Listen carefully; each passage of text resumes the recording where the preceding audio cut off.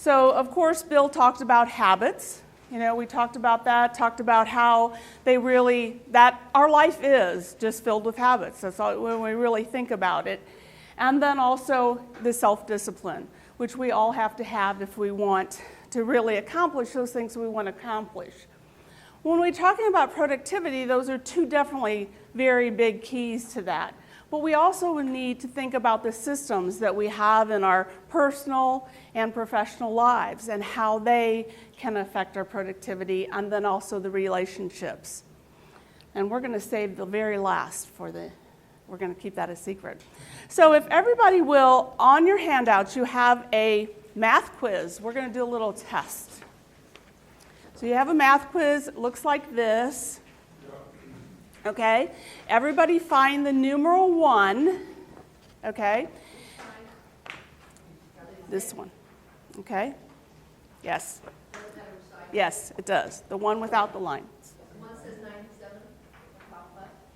They're both going to say that. There's no, okay? Okay, so everybody put their pencil on 1, and then when I say go, I want you to circle the numeral 1, then the 2, and I want you to go in consecutive order, okay, and see how many you can get. So ready? Go. Okay, stop. So did anybody get 10? Okay, so 9, 8. Oh, we got quite a few 8. Okay. So now I want you to turn it over to the other page. Turn it. And I will tell you that it's now broken up into quadrants, right? First quadrant, you'll find number 1. Second quadrant, 2, 3, 4, and so on. So find the numeral 1 again. And go. Stop. Anybody double? Okay, a couple people doubled. Did anybody do less? You did less than the first time? Yeah. Okay, that doesn't happen very often, but I messed up your brain, right?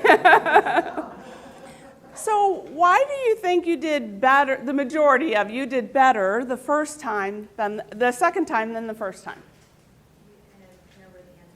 You know what the answers are? You know, kind of know where they are. Well, that's going to help you a little bit, but you got further, so you didn't know where the rest of them were, right? Or you mean because you knew what section? Yeah. Okay, right. Right, smaller sections. Okay, Karen, did you? It was like a system I could go. I knew what area to concentrate on. You knew the next place to go when you were done, right? So it really is. It was a process. It's a system. Because when we know the next step, it's always easier to take that. Because we get stuck a lot of times because we're not really sure what's the next step that we need to do. So with your productivity, it's crucial that we have systems. And systems will save you stress. They're going to save you time, energy, and money. And I really think that, one affects the other. So if you can save yourself some money, you can probably save yourself some time. You can save yourself some energy. Same energy, you're gonna affect the rest. So they are all three very, very important, and they relate to each other. And I truly believe those are the only thing, but one other thing that you really have control over. You only have control over your time, energy, your money, and your reactions or actions and attitude. So it's really how we behave. The rest we really don't have a whole lot of control about. So let's talk about how reasons for systems being so vital. When we implement systems, it's just like that little bitty quiz. We knew the next step to take. Systems can help you have turnkey operations. So when you think about franchises, that's why they work, is because they are turnkey. Everybody does the same thing. You can go to a McDonald's here or in California and probably going to get pretty close to the exact same product, and they're hoping it's going to be 100%, and generally it is. But when we do the same things over and over again, it makes it easier, it makes it simpler. And Bill talked about simple, and I'm all about getting as simple as you can get. Trying to come back to sometimes the basics that we don't really think about. But when we can incorporate things into systems, it really makes a big difference. So when you think about your business, it might be a situation where you think, well, my business is different, which we all think our businesses are different, right? But the processes are going to be a lot of times the same, or the same type of roles that we use. But it doesn't mean that you can take the systems that I use and use it in your business, and it doesn't mean that I don't have any flexibility. So you might have a business where you're doing a service and it's customized to your customer, right? So you go, well, how do I build a system around that? It changes with every customer. You still, if you can create a form around that, a process that you use, and it might shift or change depending on the outcome, that's still a system. But also there are other things that it might not be the direct service you give to your clients, but there's so many other things in your business that you can systemize. So really think about, we're going to talk about some of the roles and things that you can do. So why do systems work so well? Well, one of the reasons is because they're scalable. It allows you to scale your business. It allows you to expand. It allows you to do more, to get more when we have systems. And it really is consistency. That's when we really give the great customer service and the experience, when we're consistent. If we give, one customer, 50% of our time and another service and another customer something else, we're not going to get that really overall customer experience, and we're not going to be known for our customer experience when it changes. So when we can devise some consistency, it really makes a big difference.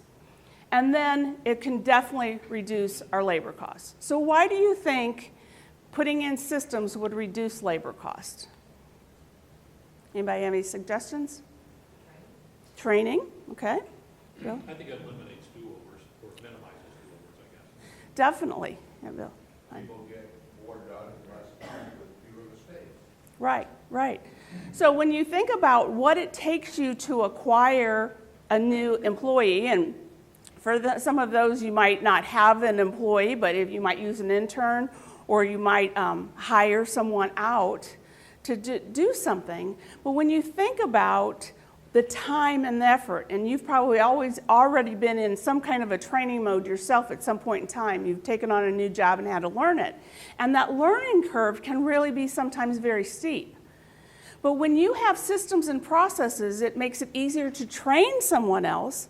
So the person who's training, it makes their life easier, less time.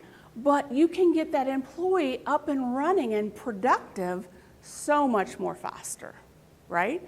And then for those items that you don't do very often, and this is something a lot of I've taught a lot of QuickBooks and things like that, and there are some things, with taxes, things like that you only might do once a quarter. Well, it takes a long time to really understand to do that, because you do it and then you forget about it and don't have to do it for 3 months. So those things that you don't do very often, it's even more important to have those processes so that it will help you to remember what you need to do and be able to execute it a whole lot faster. So as small business owners, we're all wearing a lot of hats. And as this, states, basically almost 50% on any given day, a small business owner is doing 3 to 4 roles. Sometimes we don't recognize that we're doing different roles or wearing different hats, but every day we're doing that. And even if you have staff, you're still doing that. So that means, that's a lot of hats. It's a lot of things. So I want you to think about what if your company was 10 times bigger than it is right now? You know, I want you to visualize that being that, and what kind of roles would you need in place to make that business work? So, and it's not who's going to do it, it's not, you know, it's what kind of roles. Are you going to need a bookkeeper? You're going to need a marketing person, salesperson, maybe 2 or 3 salesperson, maybe a shipping manager, maybe a production manager to watch the employees. But when we take our business to another level, there's all these positions and all these roles. So you need to be aware of those because you want to be able to execute as your business grows and you move up. So think about how you can lessen that load, because that's probably pretty daunting to think about. Was anybody kind of a little overwhelmed with that? You know, thinking, okay, 10 times bigger, oh wow, you know? And you might not want to grow that big, but it's a place where I think you need to think. So how do we lessen that load? So we lessen that load by defining all those roles. So what are all the roles that have to happen to make this business successful? And it's not who's doing it. It's about, we're just talking about what roles. Bookkeeper, marketing, you know, just, and so on and so forth. So you just want to look at all those roles, and then we need to define the task that go with each role, right? So that's where we can then, we're starting to really kind of lay it out in a plan that you can then start to attack it. But when we're just saying, okay, I want to get bigger and I want to get better, but we really don't think about what that's going to affect and how that's going to affect every role or every hat that we generally wear right now. And then you're going to take, okay, what roles and what tasks work together, right? So the key to that is then take those tasks and you're going to take them step by step. That's the best way to create, they call them SOPs, operating procedures, but I call them, they really are going to save you a lot of time and they're going to give you power. When you have a systemized procedure to do anything that you create in your business, accounting, administrative, all those different things. And so you really want to look at it step by step. What is that? So the best way to do that, so I've been working with a client now for a couple years, and they had some systems in place and they had some things, but most of it, none of it was documented. None of it was documented. And then they start, they were, bringing in a couple extra people, and I said, if you guys really want to take this to another level, we need to start documenting all of these procedures. Well, we got some of them done because I did them, right? But I told them, one of the things you can think about, sometimes it's easier to videotape it. So sometimes if it's a process that can be videotaped, that's a lot easier than typing up a step-by-step procedure, and you can talk your way through it. And sometimes having both is even better than that. But it was really interesting, just recently, they lost a really key employee, and now the owner is doing a lot of stuff that he wasn't doing before, and he wished he had those procedures. So now we're again, redocumenting and going through what needs to happen. So if you can create those now, then when you are ready to hire, even if it's a virtual assistant or, outsource, you have some steps and procedures to move them forward. When you are hiring a new person is the ideal time to create those that you don't have. So to teach someone new, have them document it as you're going and as you're teaching them. So I have a client right now that's in the process of just hired someone. He said, that's the person that documents it all, because they don't understand any of it. They don't know where it is. So they're going to ask more questions, because we're going to do things just because we've always done them. And we're going to forget to tell people things. So the best way is to have them document it, type it all up, give it to you or someone else to review, and say, oh, well, we forgot to tell you this or we forgot to tell you this, and then work from that process. But that's the fastest way that you can get procedures done and create a procedure manual in your business, especially when you're going to start training. But if you can get that done before you start training, it's even better, because most of it's already in your head. You already have it. And it's about, again, being very consistent with what you're doing, so you're producing the same thing. Think about it as creating a gourmet meal. You know, you go to a restaurant and you have this gourmet meal, and you go back a month from now and you have the same thing and it tastes just as good. It's because there was a process to create that. And it wasn't like, my mother-in-law, who always made one of her dishes totally different every time. You know what it didn't know what it's going to taste like, because she didn't use a recipe. She just put in what she wanted to at the time. And not that it wasn't good, but we didn't get the same experience every time. And that's what we're after. We want that experience for our customers. We want that experience for our employees and for ourselves. It just makes our time, money, and energy, we just increase greatly. So when we're breaking those down into sub-procedures, right, it really makes it easier, as I said, to help everyone else. So you want to not just say, it's about the same thing we were talking about when Bill was talking about habits. It's not saying, okay, I want to lose, weight. What do you want to do and how are you going to do it? So it's really about taking those tasks and really finiting them as much as you can. How to make coffee. I mean, I worked for one company. We had a procedure on making coffee. That this is the way you made the coffee. So you can get that detailed, and sometimes don't need to go that far. But really, you can. That's the way that you can make something really successful. So without systems, there's no time to work on our business. And, back to what Bill started the whole morning about, is working on our business. And that's what we don't do enough of.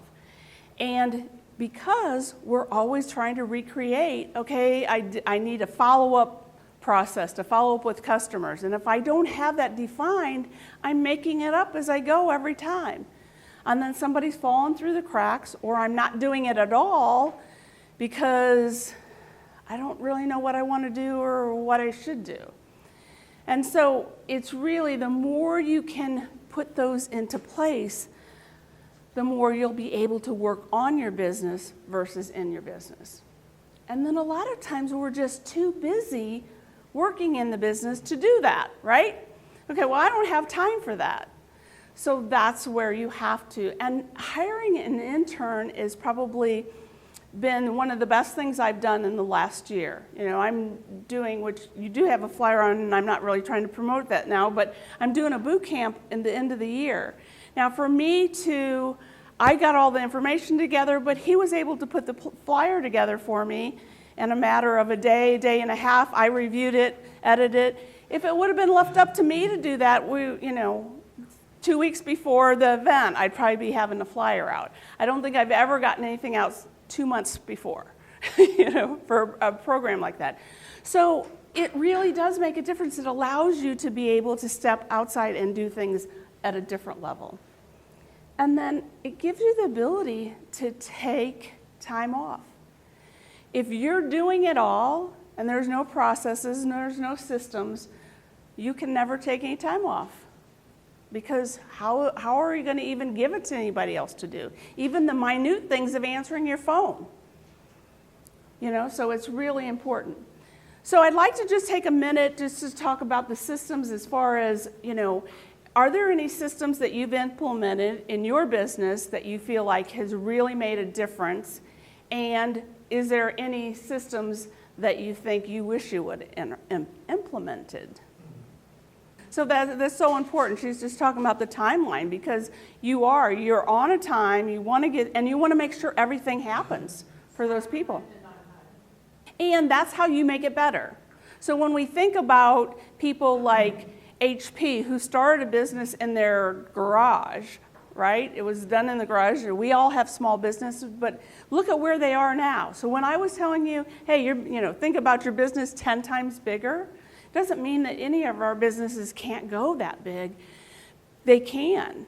We just don't know that. We just don't have that foresight. Some people do, some people don't. But they're always tweaking it. They were always making it better. And still today, now that's how they make their money, is they're constantly making things better, so we'll rebuy the new things, right? But it really makes a difference. Anybody else? Oh, I would definitely agree with that, because what happens is that so many times I've seen this, and I guess because of the business of being in accounting before, is something fell through the cracks, right? Something's happened, a customer didn't get something, whatever. So we devised this big thing that we're gonna do, and you have to do all this reporting because this one thing happened. And now we do all this reporting and somebody spends hours doing it and then nobody ever looks at it. So sometimes we implement things that really need to go away. It was because of one-time situation, a rare situation. But what I would address to you is when you're thinking about reviews, that's a time to look at that. And then also either, semi-yearly or yearly review all those procedures and make sure they're still current.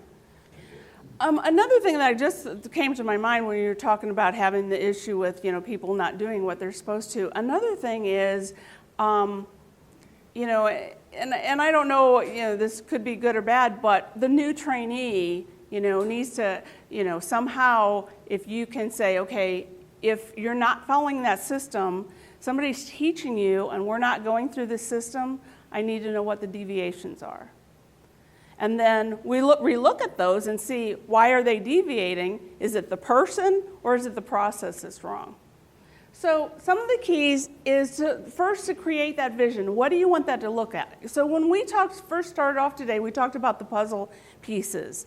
So think about if we want somebody to do something, and we've all done jigsaw puzzles, but if we ask somebody to put that puzzle together but don't give them the top of the box, we're not telling them where to go, or we aren't giving them the vision that we want. So they need to know the vision. So we need to know the vision of what do we want to accomplish before you even start putting in the procedure. So what is this going to what is this going to prevent? What is it going to create? What is it going to do? So that we can. And then again, there's no perfect system. So John does, because he is in sales, he has a procedure on how he contacts new, leads and that type of thing. Fred does his follow-up one way. I do mine another way. So there is no perfect system. It's what's going to be right for you and your company. But again, you want to test it and retest it, as we've just talked about.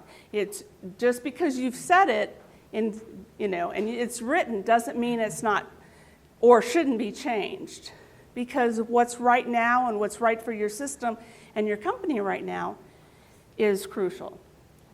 So systems are value. So it's allowing you, if you want to sell your business, the better your systems are in place and the better they're followed, the easier it is to be able to get to sell a successful company.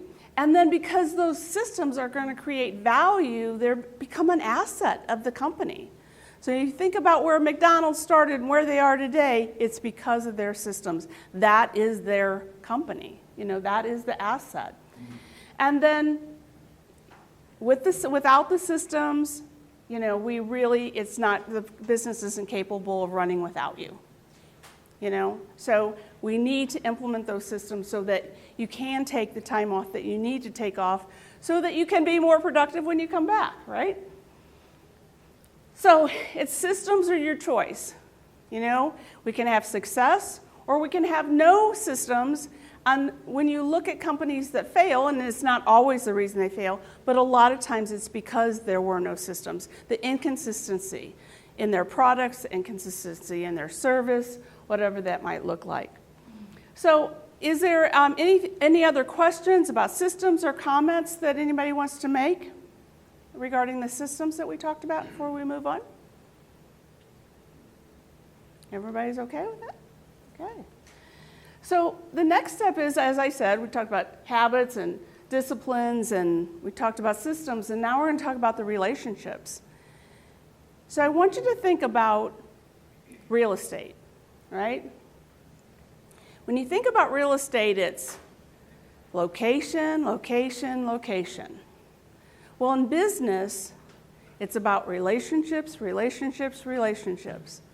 And that is the one most important thing that any business has, is their relationships. Relationships with their employees, relationships with their vendors, relationships with their customers, their colleagues, their associations.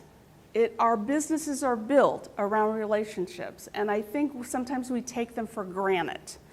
So it's really about creating those relationships and then understanding them, understanding who they are, and the difference between some relationships and others, and the benefit of the relationships, and then constantly nurturing those relationships. So first, let's look at personal. So when we're talking about personal relationships, our family, our community, our friends, and it's really important to really recognize that we talk about business, but we're only in business because we want to do something for ourselves personally. And if it's to make money, if it's self-gratification for what we do, if it's to help somebody else, but that's on a personal level. So it really is, business is, our families are involved. Our families are very much affected by our life, the way we work, our outcomes from our work, either good or bad. As a reforming workaholic, that can be very devastating. They say that the fifth main reason for divorce is because of the lack of being able to handle work-related issues that you bring home, that people bring home. And if it's working too many hours, it's the stress that they're bringing home. If it's, that people sometimes put that above their families. Luckily, in my case, my husband met me when I was working. I was in the restaurant business at the time, so I was already working 10, 12, 14 hours a day. So when I really got into the really work mode of working a lot of hours, it really wasn't a detriment. I'm sure it affected our marriage, I'm not saying that, but we really didn't have any problems with it as far as arguing or anything like that. It was just my health that took over in my case. And so it really is, so it's something, but our families are part of our business. We try and separate it, but it's really not true. And our community is part of our business. And those relationships we build, that's who brings us customers. So there is that work-life balance. And is there really work-life balance? No. But we can try and keep it there as much as we can. It's always going to lean to one side or the other, right? But, and again, as I was saying before, it's, anybody seen the movie with Tom Hanks and Meg Ryan, I've Got Mail. He was she closed her business and, he said, well, it's just business. And she goes, no, it's personal. For her, it was personal. And it is. It's all personal because of the goals that we set are to help our personal lives. So it really is important to look at how we're affecting our personal life and what we're bringing into the business from our personal life and our relationships. Family and, are we spending enough time with them? Are we spending enough free time, play time, that type of thing, and work? So we just need to look at what are those building blocks and how much time, and those are going to change all the time. But those relationships are our support, and they're the ones that help us through it. So making sure that we're doing some of the stuff we love to do. We need that part of it because I think as small business owners, we eat, sleep. Sometimes that's, all we're thinking about is our work. I mean, I really have to keep in check with my time and where, what I'm doing work-wise. But the more that you can make sure you have part of that stuff that you love, it's going to make you a better business owner in the end. And then our work relationships. So we got our personal, and then we have our work relationships. So our team members, our coworkers, our managers, our vendors. They are really, the next main relationship that we need to work about, because those people that we're working with are crucial.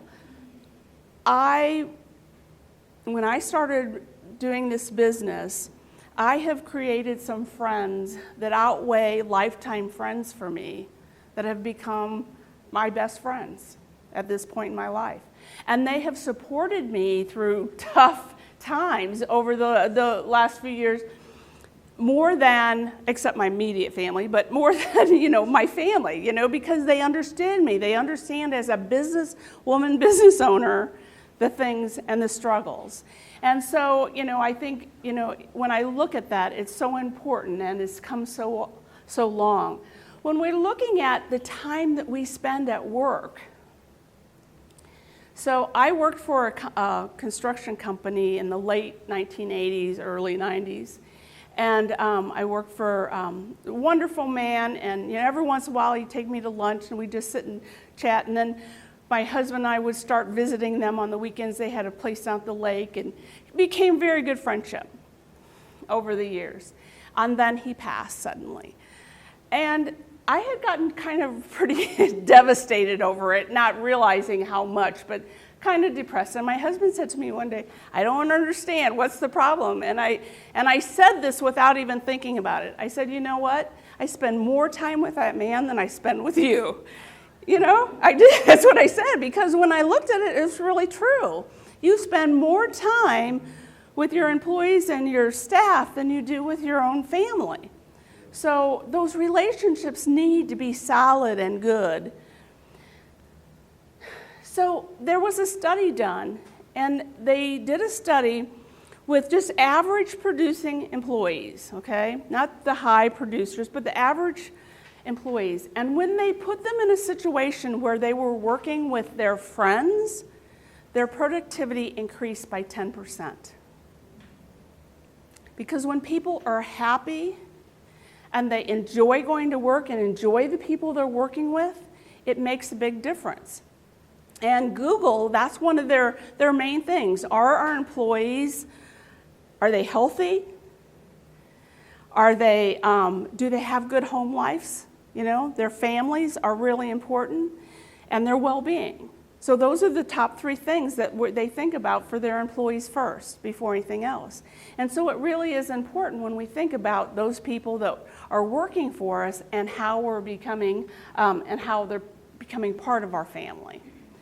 And then those happier work environments make a difference. There was another study done that I was doing all this research, and they said that people who worked with teams, which makes perfect sense, but I didn't realize it was going to be to this degree. But they said when the sales of the companies, when they got teams that were working together and respected each other and worked well, sales went up 25%. Just in the business. So it's just, sometimes we let toxic stuff come into our businesses, and we really need to really realize how important our relationships are with our customers, with our vendors, and especially with our staff. So natural productivity style is what I'm really about, is making sure people are working within their natural style. And we're going to take a really quick little quiz. It's not a full assessment, but you'll have a sheet that looks like this. It says a productivity quiz on top of it. And just circle, I want you to go through all of those and circle the ones that really, really feel like that's your character, that they really are part of you. So just take a minute to go through that. And then in each column, total the number that you have in each column. Should we read it down in circle or? It doesn't matter. You can just, any way you read it, but when you add it up, you're going to add up columns. Okay, and you could, for Yeah. example, Yeah, you can go across, you can go down. more than one in one row. But they're not going to relate to each other. Pick the ones that really resonate with who you are. Okay? So you're going to have some in one columns and some in all. You're going to have some in all the columns, but some columns are going to have more than the other. Okay, so when we're talking about our natural productivity style, it's really about how we make decisions. It's how we interact and we're socially with other people in our relationships. It's about how we pace our environment, how steady we are in our environment, and it's also about our details. So how many people had more in the D column than any other column? Okay, 4. What about the I column? About the same, okay. And those were, looks like a lot of the same people. And then the S column, okay, and the C column, okay.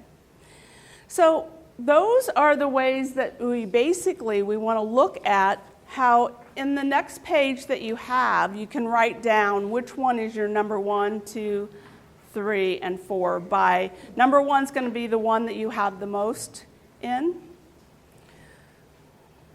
So if you have more in the D column than the very first one. You have a tie? So what are your 2 ties? DI.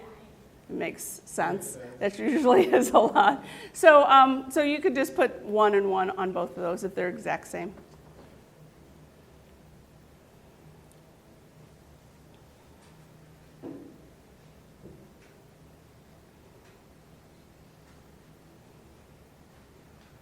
So when we can stay true to who we are, the less stress we have in our life, and the more we will get done, time, make more money, because we're being true to ourselves. And so I help a lot of people do that. But what I want you to realize here is it is about having how it affects other people. So just for an example, so the high Ds, they generally are very demanding, they're very forceful, they're driving, they're very determined. They're the people that usually are more of the power type person. They want it done right now. They make quick decisions. You know, the S is the I is the people who love networking, that go to networking just so they can talk to people. You know, they love being around people, love to engage and interact.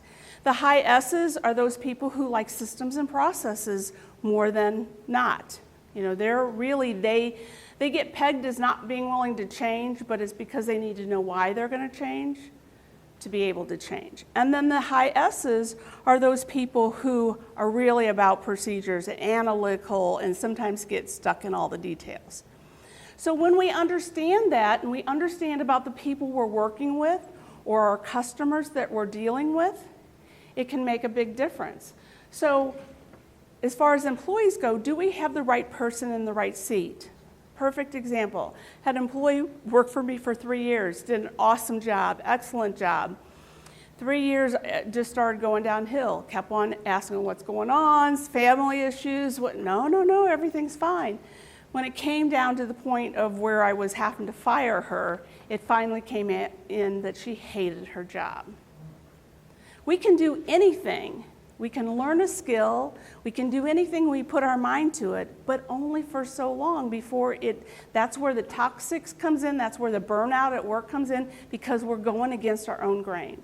So you put somebody that's generally in accounting and been here for 10 years, and okay, now we need a supervisor in customer service, that's not a good fit. You don't take somebody who's really good at the details, who's going to start having to interact with people. You know, so it's really about making sure you have the right people in the right seats on the right bus. And then it's how we relate together. And when we all understand how the other people are, we don't take it personally. You have a high D in your office, they're going to really intimidate the S's and the C's. But when they know that it's not them, it's just their mannerism, then it's a whole different environment. So it's really about having everybody understand who's what type of personality, productivity style, because when we go out into stress, somebody that's a high I can go all the way down to a bottom I, and you think, oh my gosh, that person, I must have did something wrong because now they're not talking to me. And it has nothing to do with us. So the more we can understand them, the more we can relate to our customers, our vendors. And so the last piece of the puzzle is our customer relationships. And our customers are our raving fans. They are our best, they're our brand champions. They are our sales force. So when we are loyal to our customers and when we just interact with them when they're not buying from us, I mean, when they are, you always want to interact, but maybe somebody hasn't bought from you for a while. It's not about calling them and selling them something. It's calling them and just having a conversation and see how they're doing and how their business is doing. But the more relationships we can have, the more loyal. And the less it costs, and I know you've all heard the difference, and I don't even know what that is, when acquiring a new customer versus one that you already have. That number is huge. So it's really about how can we satisfy our customers better than what we're doing and understand them. And they will become our sales force. So they are our best sales force. So when we look at our habits, we look at our self-discipline, we look at our systems, and our relationships, they're all connected to our customers and making our business grow. So I'd like to ask Bill come up. We've only got a few minutes.